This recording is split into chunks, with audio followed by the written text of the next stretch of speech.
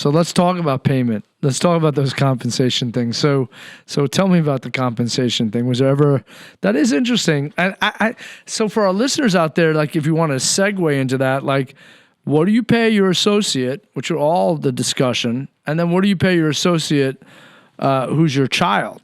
And if you have other attorneys that are there. So have you had compensation issues with him? I learned my list the first time. Well, I wouldn't necessarily say the issues. There were some heated discussions. That sounds like an issue. Okay. Usually when you just, Wait. Yeah. The first time we walked in, I'm not as bright as you, first but annual heated review, I discussions. still remember walking in. I'm like, so how am I doing? All right. Okay. Well, I think you should work on this. I think you should work on this. But so far, you're going to be okay. And I was like, all right, thanks. He goes, and I guess we'll give you a little bit of a raise. And I'm like, well, what kind of a raise are we talking about? And he goes, we'll give you a little one. I'm like, okay.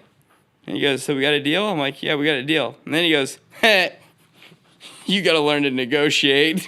And I just was like, all right, from now on, I'm going to be geared up for every single annual review. Oh, that's hilarious. Did you do his review in writing or did you do his review orally? I think it was, we had a couple of email follow-ups, but most of it was oral. And yes, he did learn because it's the age-old issue of, yeah, we'll agree to that. I would have paid you more if you'd asked for it, but you didn't ask, so you don't get.